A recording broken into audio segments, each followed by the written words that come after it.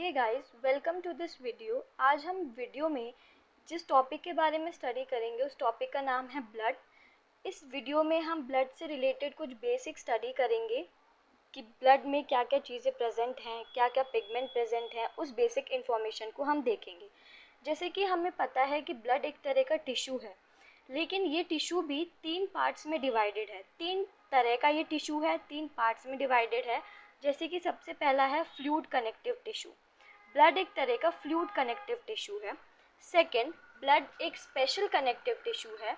And third, blood is a false connective tissue. तो हमने देखा कि ब्लड जो है 3 टाइप्स का टिश्यू है। सेकेंड इज ब्लड का जो कलर है, हम सबको पता है कि ब्लड का कलर रेड कलर का होता है। रेड कलर इसलिए होता है क्योंकि इसके अंदर एक पिगमेंट प्रेजेंट होता है जिसका नाम है हीमोग्लोबिन, जिसे हम शॉर्ट फॉर्म में HB भी लिखते हैं। अब ये ब्लड का जो कलर है वो रेड कलर का क्यों है, हीमोग्लोबिन रेड कलर का क्यों है? क्योंकि हीमोग्लोबिन के अंदर जो Fe+ आयंस प्रेजेंट होते हैं, जब वो O2 के साथ रिएक्ट करते हैं, O2 मतलब ऑक्सीजन जो हमारी बॉडी में प्रेजेंट है, जब Fe+ आयंस O2 के साथ रिएक्ट करेंगे तो वो एक रेड कलर देंगे।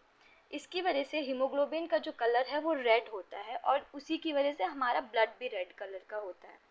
थर्ड इज ब्लड का pH। ब्लड का जो pH है वो 7.4 होता है, इसलिए हम कह सकते हैं कि हमारा blood is slightly acidic in nature.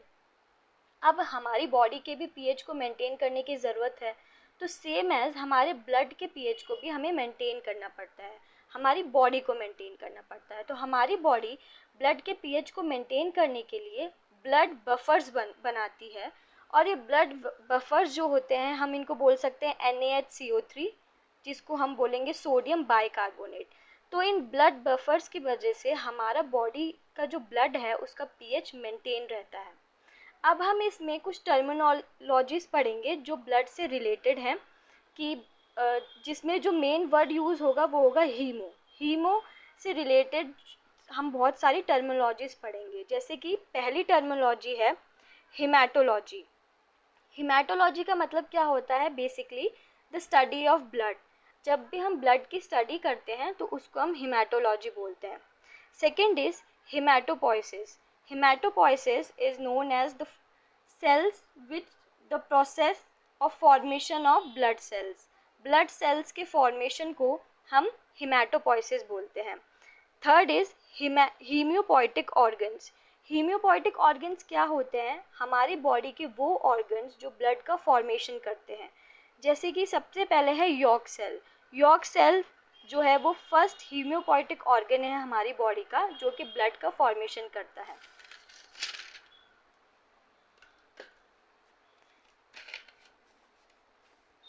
Second is liver, third is spleen and fourth is bone marrow.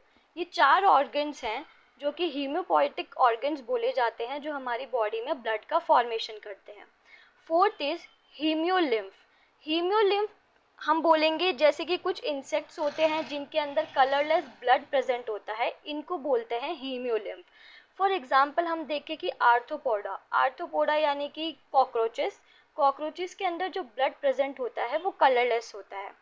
इसी में हम एक चीज़ देखते हैं कि जो मॉलिस्का होते हैं, फॉर एग्जांपल ऑक्टोपस, ऑक्टोपस के अंदर जो ब्लड प्रेजेंट होता है वो ब्लू कलर का होता है।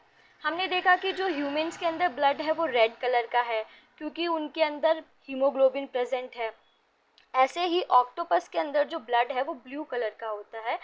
ब्लू कलर का इसलिए होता है क्योंकि ऑक्टोपस के अंदर जो Cu आयंस हैं, कॉपर आयंस हैं, जब वो ऑक्सीजन के साथ रिएक्ट करते हैं तो वो ब्लू कलर देते हैं। इसकी वजह से उनके अंदर जो ब्लड है वो ब्लू कलर का होता है। अब हम देखेंगे कि ब्लड 2 पार्ट्स में डिवाइडेड होता है। ब्लड्स के अंदर 2 तरह का डिवाइडेशन है। ब्लड जो है वो प्लाज्मा से बना होता है और कुछ फॉर्म्ड एलिमेंट से बना होता है। प्लाज्मा हमारी बॉडी में 55% प्रेजेंट होता है और जो फॉर्म्ड एलिमेंट्स हैं वो 45%। प्लाज्मा एक तरह का फ्लूइड मैट्रिक्स है, या हिंदी में हम बोल सकते हैं गाढ़ा द्रव है, और जो फॉर्म एलिमेंट्स हैं ये एक सेलुलर कंपोनेंट्स हैं। प्लाज्मा जो है वो फर्दर जाके 3 पार्ट्स में डिवाइडेड है, या फिर बोल सकते हैं कि प्लाज्मा के अंदर 3 तरह के कंपोनेंट्स प्रेजेंट हैं। जैसे कि पहला कंपोनेंट जो मेन कंपोनेंट है वो है वाटर, जो कि 90 से 92% प्लाज्मा के अंदर प्रेजेंट होता है। सेकेंड कंपोनेंट है प्लाज्मा प्रोटीन, जो कि 6 से 8% प्रेजेंट होता है।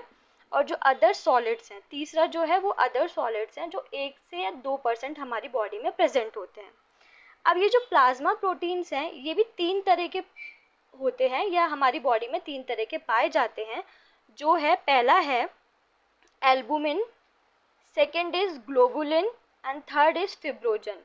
तो ये 3 तरह के प्रोटीन्स प्लाज्मा प्रोटीन्स हैं जो ब्लड के अंदर पाए जाते हैं।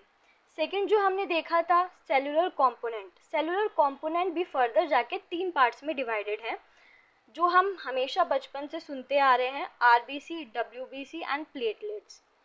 ये 3 पार्ट्स में डिवाइडेड है। फर्दर फिर देखेंगे जो डब्ल्यूबीसी है, ये डब्ल्यूबीसी भी जाके 2 पार्ट्स में डिवाइडेड हो जाता है, ग्रैन्युलोसाइट्स और अग्रैन्युलोसाइट्स। अब हम डब्ल्यूबीसी के बारे में भी फर्दर डिटेल में स्टडी करेंगे, बट इन नेक्स्ट वीडियो। तो आई होप आपको ये वीडियो अच्छी लगी हो, ये कंटेंट समझ में आया हो, और like, share and subscribe. Thank you.